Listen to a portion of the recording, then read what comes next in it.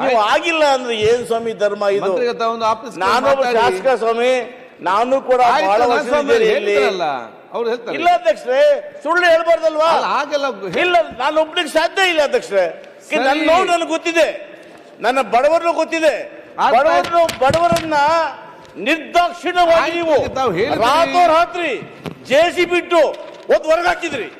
ಇಲ್ಲಿ ಹೇಳ್ತೀರಿ ಏನು ಮಾಡಿಲ್ಲ ಅಂತ, ಒಕ್ಕಲೆಬ್ಬಿಸಿಲ್ಲ ಅಂತ. ಸಚಿವರೇ, ನಾನು ವಿಧಾನಸಭೆಯಲ್ಲಿ ತಮ್ಮ ಗೌರವಾನ್ವಿತ ಸಭಾಧ್ಯಕ್ಷ ಮುಂದೆ ಹೇಳ್ತೇನೆ, ನಮ್ಮ ರೈತರನ್ನ 26 ಕುಟುಂಬಗಳನ್ನ ಖಾತೆ ಪಾಣಿ ಇದೆ, ನಾವು ತಾವು ಅನುಮತಿ ಕೊಟ್ಟರೆ ತಮಗೆ ಆ ದಾಖಲೆ ಸಲ್ಲಿಸ್ತೇನೆ. ಅಧ್ಯಕ್ಷರೇ, ಆ ದಾಖಲೆ ಇರ್ತಕ್ಕಂಥದ್ದನ್ನ ಏನಾದರೂ ಕೂಡ ಇದ್ದು ಅವರು ನಾವು ಸುಳ್ಳು ಹೇಳಿದ್ರೆ ಇವತ್ತೇ ರಾಜೀನಾಮೆ ಕೊಟ್ಟು ಆಚೆ ಹೋಗ್ತೀನಿ ಅಧ್ಯಕ್ಷರೇ. ಆದ್ರೆ ಸಚಿವರು ಬಹಳ ಪ್ರಬುದ್ಧರು. ಆದ್ರೆ ಬಡವರ ಅನ್ಯಾಯ ನಾನು ಕೇಳಿದ್ರೆ ನೀವು ಆಗಿಲ್ಲ ಅಂದ್ರೆ ಏನ್ ಸ್ವಾಮಿ ಧರ್ಮ ಇದು?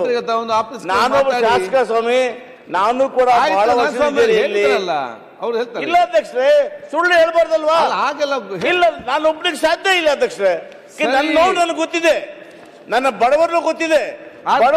ಬಡವರನ್ನ ನಿರ್ದಾಕ್ಷಿಣ್ಯವಾಗಿ ನೀವು ರಾತ್ರಿ ಜೇಸಿ ಬಿಟ್ಟು ಒಂದು ಹೊರಗಾಕಿದ್ರಿ. ಇಲ್ಲಿ ಹೇಳ್ತೀರಿ ಏನು ಮಾಡಿಲ್ಲ ಅಂತ. ಆಯ್ತು ಅಧ್ಯಕ್ಷ, ಇದು ಸನ್ಮಾನ್ಯ ಸಭಾಧ್ಯಕ್ಷರೇ, ಇದು ಮಂತ್ರಿ ಅವರೇ, ಗೌರವಾನ್ವಿತ ಸದಸ್ಯರು, ನನಗೆ ವಾಟ್ ಐ ಫೀಲ್ ನಿಮ್ಮ ಅಧಿಕಾರಿ ಈ ರೀತಿ ಯಾವ ಪ್ರಕರಣಗಳಿದಾವೆ ಅವು ನನ್ನ ಗಮನಕ್ಕೆ ತಂದ್ರೆ ಅದನ್ನು ನಾನು ಪರಿಶೀಲನೆ ಮಾಡಲಿಕ್ಕೆ ಹೇಳ್ತೀನಿ.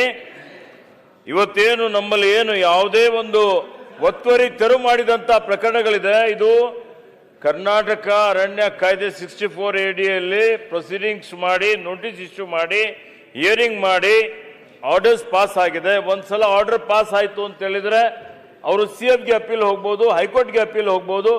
ಕಾನೂನು ರೀತಿಯ ಎಲ್ಲಾ ರೀತಿಯಲ್ಲಿ ನೋಡಿಕೊಂಡೇ ಮಾಡಿದಂಥದ್ದು ನನ್ನ ಗಮನಕ್ಕೆ ಇದೆ.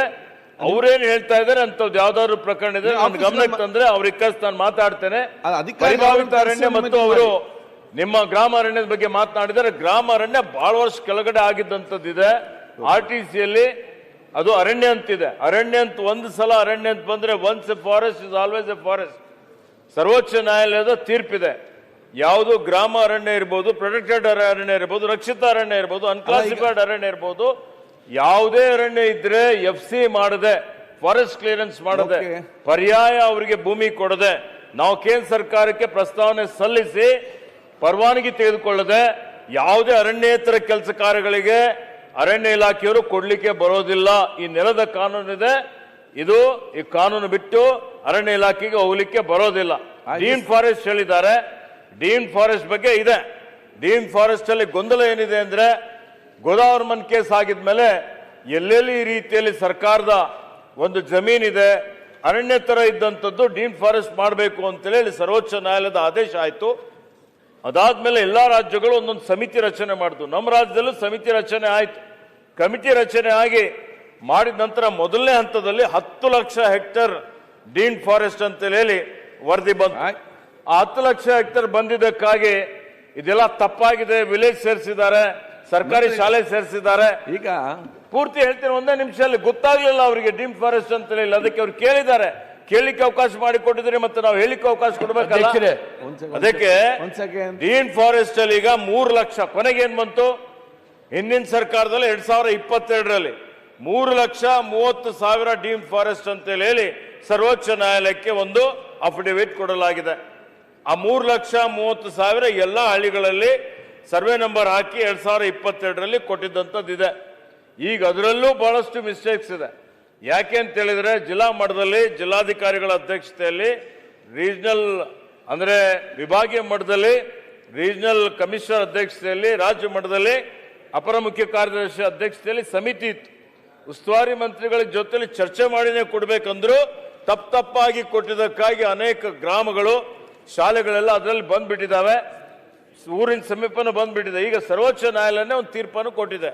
ಇದನ್ನು ಪುನರ್ ಪರಿಶೀಲನೆ ಮಾಡಿ ಮತ್ತೆ ಕೇಂದ್ರ ಮತ್ತು ಸರ್ವೋಚ್ಚ ನ್ಯಾಯ ಕೊಡಿ ಅಂತ ಹೇಳಿ ನಾವು ಈಗಾಗಲೇ ಸಮಿತಿ ರಚನೆ ಮಾಡಿದ್ದೇವೆ.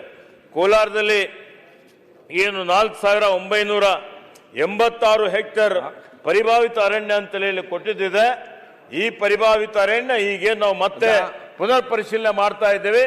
ಆ ಸಂದರ್ಭದಲ್ಲಿ ನಮ್ಮ ಸಚಿವರಿರ್ಬೋದು, ಶಾಸಕರಿರ್ಬೋದು, ಜನಪ್ರತಿನಿಧಿಗಳಿರ್ಬೋದು, ಇದು ಪರಿಭಾವಿತ ಅರಣ್ಯ ರೀತಿಯಲ್ಲಿ ಇಲ್ಲ ಅನ್ನುವಂಥದ್ದು ಹೇಳಿದ್ರೆ ಅದನ್ನು ಕೈ ಬಿಡ್ಲಿಕ್ಕೂ ಅವಕಾಶ ಇದೆ. ಅಂಥದ್ರಲ್ಲಿ ಅದು ಮಾಡುವಂತ ಕೆಲಸ ನಾವು ಮಾಡ್ತೇವೆ. ಕೋಲಾರಗೆ ಸಂಬಂಧಪಟ್ಟಂತೆ ಕಾನೂನುಬದ್ಧವಾಗಿ ಮಾಡಿದ್ರೆ ಎಲ್ಲಿ ಈ ರೀತಿಯಲ್ಲಿದೆ ಅಂತ ನಮ್ಮ ಗಮನಕ್ಕೆ ಬಂದ್ರೆ ಅದನ್ನು ಪರಿಶೀಲನೆ ಮಾಡ್ಲಿಕ್ಕೆ ಹೇಳ್ತೇನೆ. ಸ್ವಲ್ಪ ಚರ್ಚೆಗೆ ಅವಕಾಶ ಕೊಡಿ. ಇಡೀ ಮಲೆನಾಡಿನಲ್ಲಿ ಬೆಂಕಿ ಎತ್ತಿ ಉರಿತಾ ಇದೆ. ಸುಲಭ ಅಲ್ಲ ಅಧ್ಯಕ್ಷರೇ. ಅವ್ರು ಹೇಳಿದ್ದಾರೆ ಅನೇಕ ಸಂಗತಿಗಳನ್ನ. ಅಧ್ಯಕ್ಷರೇ, ಜಂಟಿ ಸರ್ವೆ ಆಗಲಿಲ್ಲ. ಅಧ್ಯಕ್ಷರೇ, ಅರಣ್ಯಾಧಿಕಾರಿಗಳು ಬಂದು ಸ್ಥಳ ತನಿಖೆ ಮಾಡಲಿಲ್ಲ. ಇವರು ನೋಟಿಫಿಕೇಶನ್ಗಳಾಗಿದೆ. ಊರು ಬೆಂಕಿ ಎತ್ತಿ ಉರಿತಾ ಇದೆ. ಇದನ್ನ ಪರಿಭಾವಿತ ಅರಣ್ಯ ಅಂತ ಮಾಡಿದವ್ರು ನೀವೇ ಇದ್ದೀರಿ. ಪರಿಭಾವಿತ 2022ರಲ್ಲಿ ನಿಮ್ಮ ಸರ್ಕಾರ ಇದ್ದಾಗೆ ಯಾವುದು ವೆರಿಫಿಕೇಶನ್ ಮಾಡಿದ್ರೆ ಸುಪ್ರೀಂ ಕೋರ್ಟ್ ಹೋಗಿ ಕೊಟ್ಟಿದ್ರಲ್ಲ ನೀವು. ಈಗ ಬಂದು ಮನೆ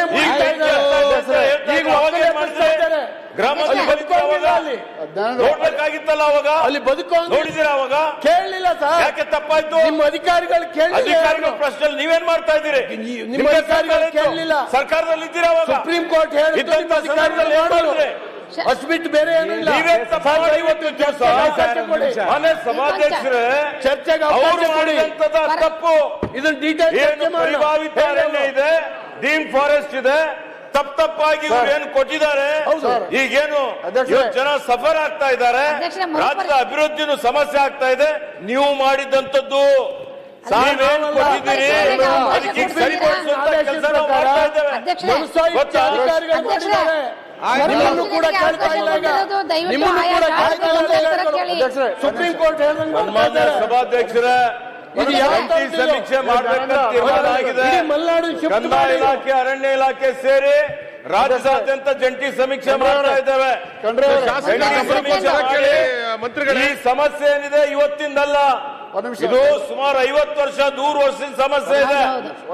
1980ರಲ್ಲಿ ಅರಣ್ಯ ಸಂರಕ್ಷಣೆ ಕಾಯ್ದೆ ಬಂತು.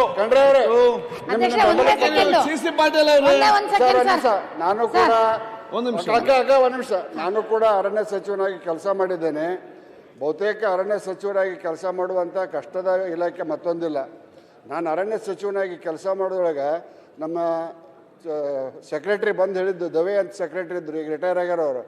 ಸರ್, ಹಿಂದೆ ಮಹಾರಾಷ್ಟ್ರದೊಳಗೆ ಫಾರೆಸ್ಟ್ ಮಿನಿಸ್ಟರ್ ಜೈಲಿಗೆ ಹೋಗಿದ್ರು ಅನ್ನುವಂಥ ಮೊದಲೇ ಮಾತು ಹೇಳಿದರು. ಇದೇನು ಡೀಮ್ಡ್ ಫಾರೆಸ್ಟ್ ಇದೆಯಲ್ಲ, ಬೇಕಾಬಿಟ್ಟಿಯಾಗಿ ಆಗಿದ್ದು ನಿಜ. ಅವ್ರ ಮಾತಿಗೆ ನಾನು ಒಪ್ಕೊತೇನೆ. ಇದ್ರಾಗ ರಾಜಕಾರಣ ಮಾಡೋದು ಬೇಡ. ಆದರೆ ಇದರಿಂದ ಜನಕ್ಕೆ ತೊಂದರೆ ಆಗಿದೆ. ಅಧಿಕಾರಿಗಳು, ಜಿಲ್ಲಾಧಿಕಾರಿಗಳ ಕಚೇರಿಯಲ್ಲಿ ಕುಂತ್ಕೊಂಡು ಒಂದಿಷ್ಟು ಡೀಮ್ಡ್ 30% ಎಷ್ಟೋ ಪರ್ಸೆಂಟ್ ಅಂತ ಬಂದಾಗ ಬೇಕಾಬಿಟ್ಟಿಯಾಗಿ ಅದು ವಿಧಾನಸೌಧ ಡೀಮ್ಡ್ ಫಾರೆಸ್ಟ್ ಅಂತ ಬಂದರೂ ಕೂಡ ನೀವು ವಿಧಾನಸೌಧಕ್ಕೆ ಹೋಗುವಂಗಿಲ್ಲ. ಹಾಗಿದೆ.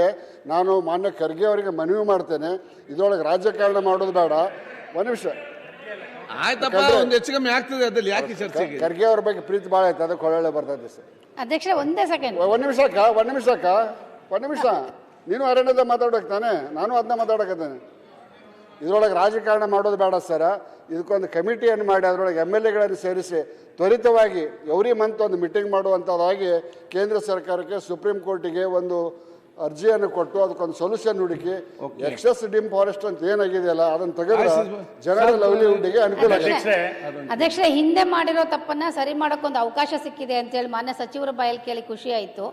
ನಾವು ಇದೇ ವಿಚಾರವಾಗಿ SIT ರಚನೆ ಆಗಿದೆ ಈ ರೀತಿಯ ತಪ್ಪುಗಳನ್ನ ಸರಿ ಮಾಡೋದಕ್ಕೆ ಜಿಲ್ಲಾ ಮಟ್ಟದಲ್ಲಿ, ರಾಜ್ಯ ಮಟ್ಟದಲ್ಲಿ ಅಂತ ಹೇಳಿದ್ರು.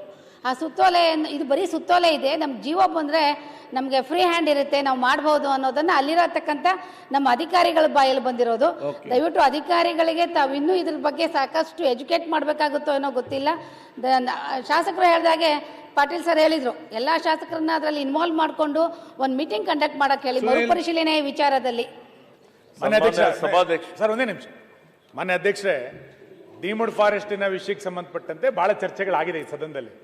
ಇದರ ಹಿಂದೆ ಬಹಳ ಸಫರ್ ಪಟ್ಟಂತವ್ರು ನಾವೆಲ್ಲರೂ ಕೂಡ. ಮಾನ್ಯ ಸಚಿವರೇ ಹೇಳಿದಂತೆ ನಮ್ಮ ಸರ್ಕಾರ ಇದ್ದಾಗಲೇ 3,30,000 ಹೆಕ್ಟೇರ್ ಪ್ರದೇಶವನ್ನ ಡೀಮ್ಡ್ ಫಾರೆಸ್ಟ್ ಇಂದ ಕೈ ಬಿಡಬೇಕು ಅಂತೇಳಿ ಮೊದಲನೇ ಬಾರಿ ನಾವೇ ಸುಪ್ರೀಂ ಕೋರ್ಟಿಗೆ ಅಫಿಡೇಟ್ ಕೊಟ್ಟಿದ್ದು. ಅದು ಸರ್ವೆ ಸರಿಯಾಗಿಲ್ಲ ಅನ್ನೋದನ್ನ ಈಗ ಅವರೇ ಒಪ್ಕೊಂಡಿದ್ದಾರೆ, ನಾವು ಒಪ್ಕೊಂಡಿದ್ವಿ. ಇನ್ನಷ್ಟು ಪ್ರದೇಶಗಳನ್ನ ಸೇರಿಸಬೇಕಿತ್ತು ಅನ್ನೋದನ್ನ. ನಾನು ಮಾನ್ಯ ಸಚಿವರಿಗೆ ವಿನಂತಿ ಮಾಡೋದು ಏನಂತ ಕೇಳಿದ್ರೆ, ಇದು ಚರ್ಚೆ ಆದ ನಂತರ ಈಗ ಕಂದಾಯ ಇಲಾಖೆ ಮತ್ತು ಅರಣ್ಯ ಇಲಾಖೆ ಅನ್ನೋರು ಎರಡು ಒಂದು ಜಂಟಿ ಸರ್ವೆ ಮಾಡಬೇಕು ಅಂತ ಆಗಿದೆ. ಅದಕ್ಕೊಂದು ಆ್ಯಪ್ ಅನ್ನು ನೀವು ಬಿಡುಗಡೆ ಮಾಡಬೇಕು ಅಂತ ಆಗಿತ್ತು. ನಿಮ್ಮ ಈ ಅರಣ್ಯ ಇಲಾಖೆನವರು ನಮ್ದು ಆ್ಯಪ್ ಬಂದಿದೆ, ಅದಿನ್ನೂ ಅಪ್ಲೋಡ್ ಆಗ್ತಾ ಇಲ್ಲ ಅಂತ ಹೇಳ್ತಾರೆ. ದಯಮಾಡಿ ಈ ಆ್ಯಪ್ ಮುಖಾಂತರ ಜಂಟಿ ಸರ್ವೆನ ಬೇಗ ಒಂದು ಕಾಲಮಿತಿ ಫಿಕ್ಸ್ ಮಾಡಿ. ಕಾಲಮಿತಿಯನ್ನು ನೀವು ಫಿಕ್ಸ್ ಮಾಡಿದಲೆ ಜಂಟಿ ಸರ್ವೆ ಅಂತ ಎಷ್ಟು ವರ್ಷ ಹೇಳೋದು? ಇದಕ್ಕೆ ಒಂದು ಕಾಲಮಿತಿಯನ್ನು ಫಿಕ್ಸ್ ಮಾಡಿರಾಗುತ್ತೆ.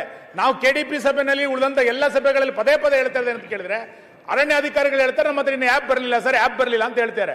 ದಯಮಾಡಿ ಆ ಆ್ಯಪ್ ಅನ್ನು ಬಿಡುಗಡೆ ಮಾಡಿ, ಜಂಟಿ ಸರ್ವೆನ ಬೇಗ ಬಿಡುಗಡೆ ಮಾಡಿ, ಅದನ್ನ ನಿಮ್ಮ ರಾಜ್ಯ ಮಟ್ಟದ ಸಮಿತಿ ಕೊಡೋದಕ್ಕಿಂತ ಮುಂಚೆ ಎಲ್ಲ ಶಾಸಕರುಗಳ ಹತ್ರ ಸರ್ವೆ ನಂಬರ್ಗಳನ್ನು ತೋರಿಸಿ, ನಾವು ಅದನ್ನು ಸ್ಪಷ್ಟ ಮಾಡ್ತೇವೆ ಸರ್ವೆ ನಂಬರ್ ಬೇಕೋ ಬೇಡೋ ಅಂತ.